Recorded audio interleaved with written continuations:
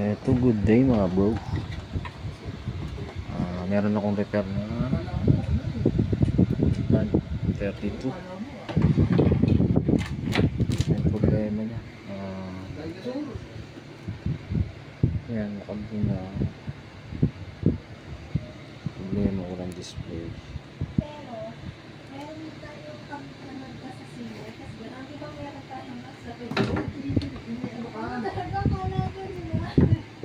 Ito, bali test natin siya sa tester yung supply. Ito, yan, meron siyang 12. Naka-on naman siya. Tingnan natin supply. Ito, meron siyang supply sa panel dito. Sa backlight merong 21 lang.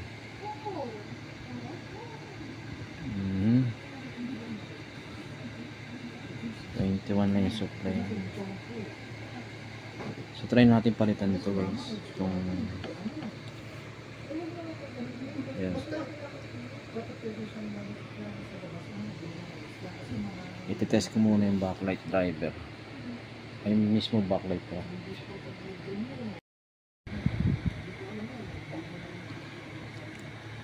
Gumana naman yung backlight niya. Oh, yun oh. Nilaw naman siya.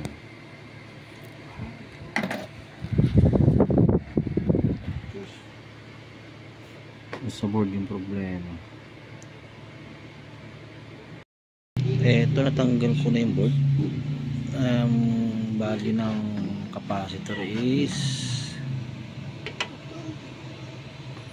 330, 35 volts. Buti na lang meron akong 330. Meron tayong dala. Eto. Ilan to? Isa lang?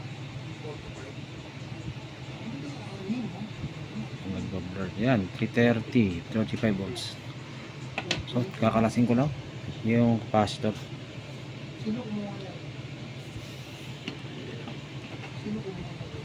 So siya lang talagang merong defect.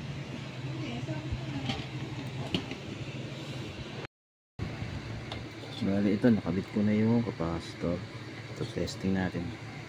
Saka lang.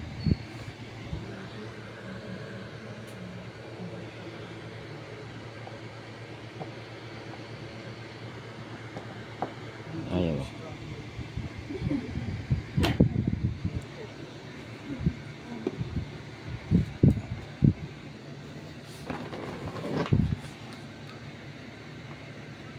Ayun, mana.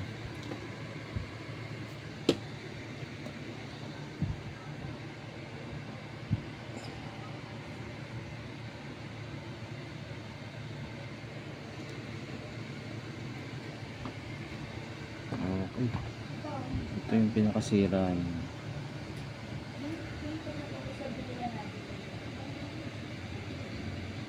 UF. Okay. Okay na.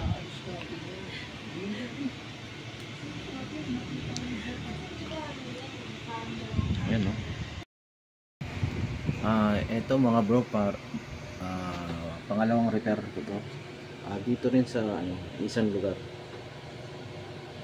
I1 na 40. So itong problema nitong I1, pag sinaksa ko to, ito saksa ko. So yan, gumana yung kanyang standby light, red. Tapos sukatan natin ang voltahe siya dito sa may terminal ng 12 volts dito. Mapapansin nyo ito. Yan, 12 volts. Mag-i-inject ako ng dyan, ang tester kung may supply. Ayun guys, meron. May 12 volts siya. So ngayon, dito sa mga transistor na to, check natin. So wala pa siyang supply, no? Dahil hindi pa siya naka-on. dito sa standby light. So ngayon i-on natin. On ko dito sa kanyang switch. So mapapansin nyo, yun, nag-green na siya. Sukatan natin dito yung ano. Ayan, merong 1.8 yung supply. Tapos bumabaksak mga bro. Bumabaksak.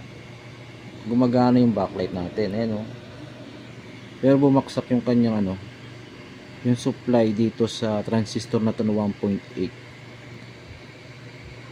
Pero dito sa kanyang supply sa 12 volts present naman.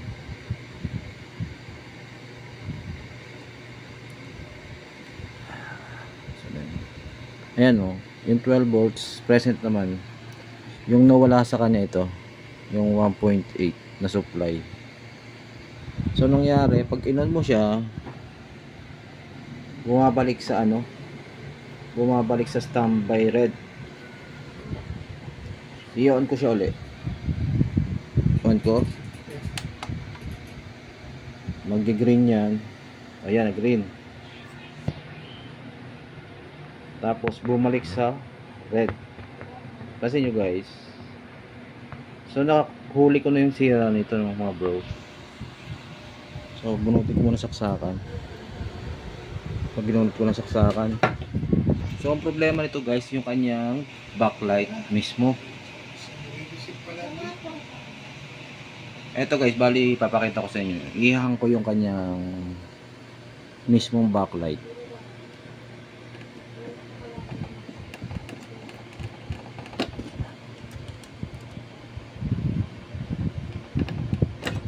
Yun, nahang ko na, no, to.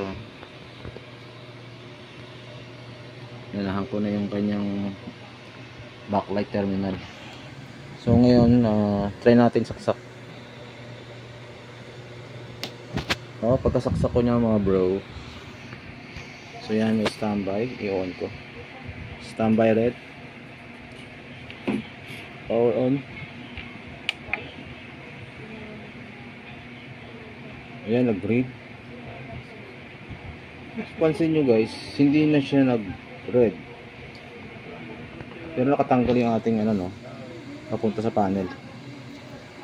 Check natin yung 1.8. Ayan, hindi namatay bro. Hindi na siya nag-off. So ibig sabihin, yung mismong backlight driver natin, yung ano, yung backlight mismo may problema. Siguro may ano, siguro to grounded siguro to sa body, kaya nag-off. So try ko muna gawin ano, check ko muna to kung grounded ba sa body o hindi. Try ko muna. Ito, balik tayo. Bali hindi naman siya grounded, no, yung pinaka backlight.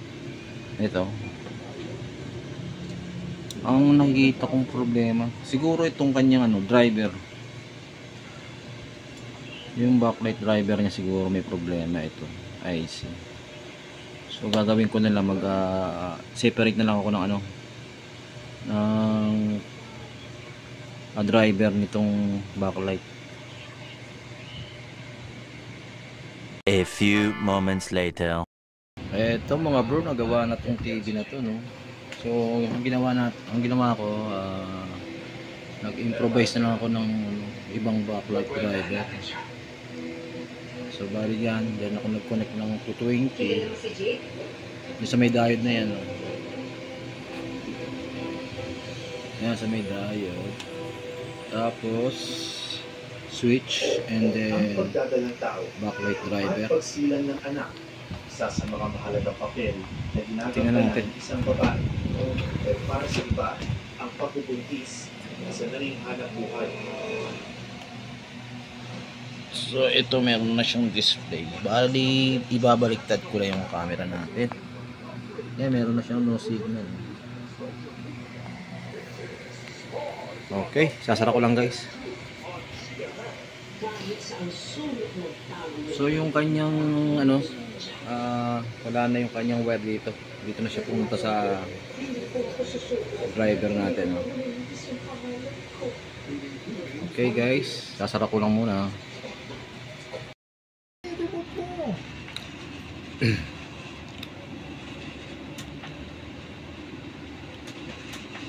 Minya, may kukunin ka mo.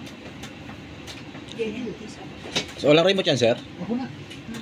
Read the book. Andun. Ah, sige ko Ayun, kinonect ni sir sa laptop niya. Okay na. Okay na mga bro. Okay na. Thank you for watching. And don't forget to subscribe to my YouTube channel mga bro.